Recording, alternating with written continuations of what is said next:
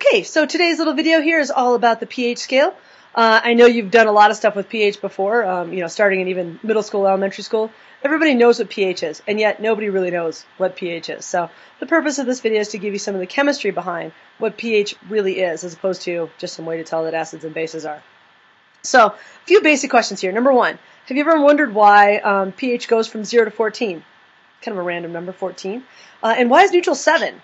Why is it neutral 10? Why doesn't the pH scale go to 100 or 20 or 10 or something? Why is it that acids are low numbers? Remember getting that one wrong in middle school, right? Acids are 12, right? No, acids are 1, 2, and 3. Why is that? Why are bases high numbers? What does the P actually stand for, and why is that darn thing always lowercase? These are things that we'll actually talk about in this particular video. You'll know the answers to these in about 10 minutes. So here we go. So first of all, what is pH scale? Number one, pH is simply a mathematical shorthand for representing hydrogen ion concentration in a solution. That's what pH tells us. The P actually comes from a German word meaning power. The first guy that was studying this was two. So pH actually stands for power of hydrogen. Works for me. So when we're talking about hydrogen ion concentrations, remember that we're talking about something like pure water. Hydrogen ion concentrations are usually really, really low. Like in pure water, 1 times 10 to the minus 17th molar.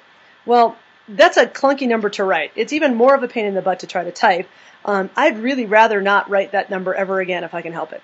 I have to, though, because for the rest of the presentation. But anyway, here's the good news. We can actually use the log function. It's that weird button that says log on your calculator. It does not represent wood. That can shorten this down for us. What's nice is you type in, and try this, type in log, parentheses, you have to use parentheses, 1 times 10 to the minus 7th, and hit enter. It'll spit out for you the exponent. You'll get the answer of negative 7. Again, don't forget your parentheses, don't forget to use scientific notation correctly, but that's what it does. Turns out that a logarithm is actually a mathematical function that's based on giving us powers of 10. And so it does a lot more than that, but for the purposes of what we're doing here, close enough. It's kind of nice, though, that this is sort of an exponent generator for us. So that if we type in a value for hydrogen ion concentration and we hit negative log, it's going to spit out for us the exponent. It's going to give us that power of concentration. Is it 10 to the minus 3, 10 to the minus 5, 10 to the minus 14? That's what it does for us. So you've got a couple of practice problems here. Again, you need to make sure that you can use your calculator correctly. A lot of the mistakes in this unit come from students not being able to type in or use the log function, scientific notation of the parentheses correctly. So make sure you know how to do this right. In any case, with us, to do the shorthand to make it even more convenient, we put a negative log out in front of it so that our answers are exported as positive numbers, because our exponents are always going to be negative. 1 times 10 to the minus 7, 1 times 10 to the minus 4. So by putting the negative in front of the log sign, that means our values are positive. So we get pHs of 4 or 7, something along those lines. A little aside right here for you that'll make you happy. pH doesn't have units because it's a mathematical function representing an exponent. There is no molarity of an exponent. It's just an exponent. So luckily for us, pH is just a value. Nice. In terms of doing this now, you could probably start to kind of figure out a little bit of why neutral equals 7, why acids are low numbers, 1 through 6, and why bases are high numbers. This actually goes back to this ion product constant for water, the Kw equation that we talked about in a previous unit. So remember over here, Kw is hydrogen times hydroxide ion, which equals 1 times 10 to the minus 14th all the time. If we know it's neutral, then we know that the hydrogen has to equal the hydroxide, and it's 1 times 10 to the minus 7th. If it's acidic, we know that the hydrogen ion concentration has got to be greater. In other words, it has a lower exponent. So I gave you an example here of a hydrogen ion concentration of 1 times 10 to the minus 4th. And if it's a basic solution, we know the hydrogen ion concentration has to be less, a larger exponent. I know it sounds weird to go that direction, but negative exponents are funky.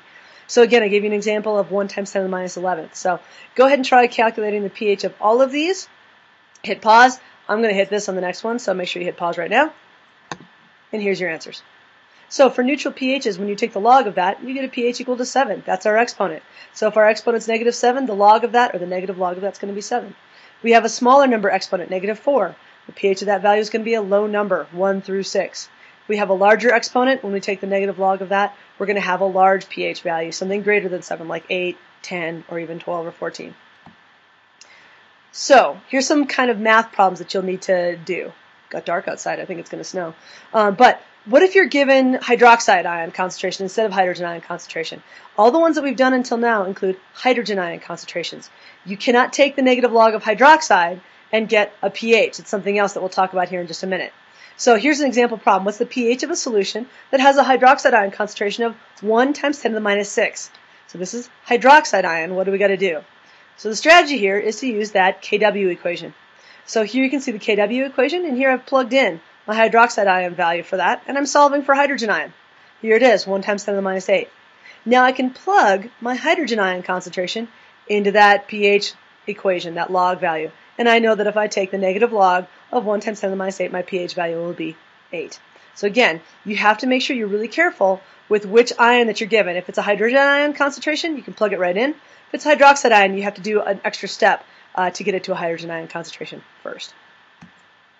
All right, so like I said earlier, there's other scales. There's actually something called pOH that we can deal with, which is the power of hydroxide. And we can do this in certain cases where chemists especially are working really strongly with bases. They may actually be more concerned with something's pOH rather than pH. You can actually have a P scale for any ion that you want, but pH and pOH are by far the most common.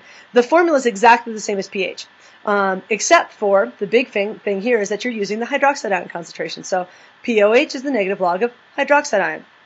Keep in mind one little trick here. If pOH is a low number, like 1 or 2 or 3, it's a strong base. If pH is a low number, then it's a strong acid.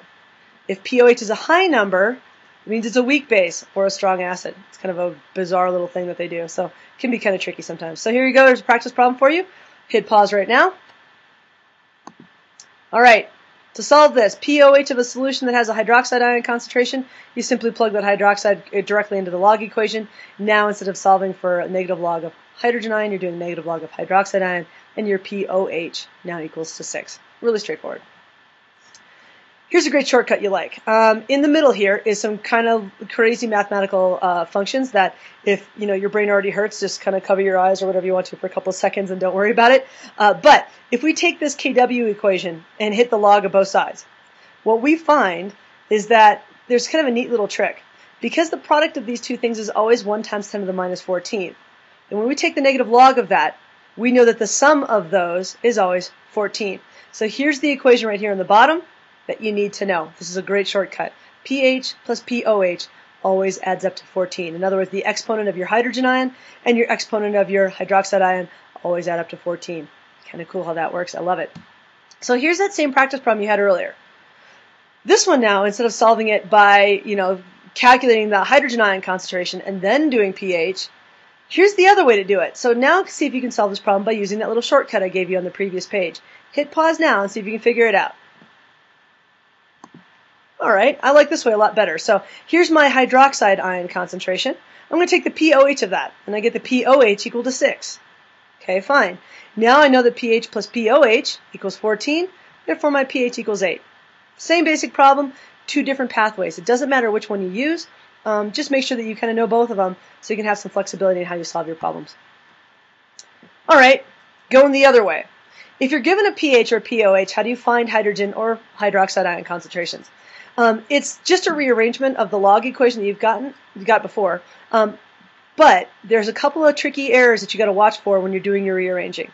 First of all, if this is the original equation, which obviously it is, first thing you have to do is move that negative sign over.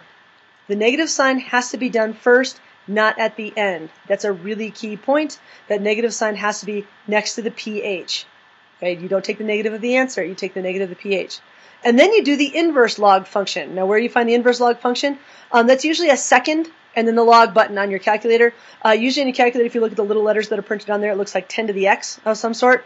It could be something else too, but usually it's a second and log key to find that. And again, the problem with doing this that I've seen students do is they're using their calculators wrong. So take a moment. Here is your practice problem down here. What's the hydrogen ion concentration of something with a pOH of equal to 5? Hit pause. It's a little bit of a trick. All right, there you go. So first things first, I had to figure out the pH. So I did the 14 minus pOH and got the pH of 9. There you go. And then I took the inverse log of negative 9 and get 1 times 10 to the minus 9 and then molar. Again, when you're finding a hydrogen ion or hydroxide ion concentration, don't forget your units. It's molarity. But again, make sure that you put that negative 9 together. Don't try to take the negative of the inverse log of 9. Try it on your calculator and you'll see it's a different value. So, is you may realize, or maybe you don't, pH values aren't always whole numbers. They're not just a 1, 2, 3, or 4. You can get pHs in between. So how is it possible to get a pH of 4.3? Well, if you think about the numbers I've used in this whole presentation to this point, I've been cheating. I've only been using molarity equations, molarity concentrations of equal to 1 times 10 to the something. I haven't done any other values on there. So 1.0 times 10 to the minus 11th, 1.0 times 10 to the minus 10th or second or whatever. But what if the concentration is actually more like 2.5 times 10 to the minus 11th? Well, now when you take the negative log of this, you'll see that your pH comes in at a little bit different value. You actually get a pH of 10.6. It's close to our expected value of 11. I mean, if we just looked at the exponent. The reason why it's not exactly 11 and it's not 10.5 or something else has to do with the way the logarithm function works. So you can kind of read my description down at the bottom there. You can try a couple of values yourself. But basically, as you get close to 9.9 times 10 to the minus 11, you're almost at 10 times 10 to the minus 11. So it changes your values. Again, if that confused you, just go blah, blah, blah. Don't worry about it. You can just plug in whatever concentration you've got. The log function on your calculator will take care of it for you. I just needed you to understand that there's a little bit of a difference in terms of how these work. All right, so here you go. That's it. The main ideas. Here's the 4 big things that we've been dealing with: hydrogen concentration, hydroxide ion concentration, pH, and pOH. And there's links between all 4 of them. There's no direct path between pH and hydroxide ion concentration or between hydrogen ion and pOH. You got to maybe do 2 steps to get through those. But again, they're not difficult. You just have to be kind of mentally flexible to be able to deal with what these different circumstances are. So there you go. I hope you enjoyed it. If you're looking for a 4, by the way, I want you to research how sig figs work with pH values. They're very different than what we've dealt with before. So there you go. See you in class tomorrow.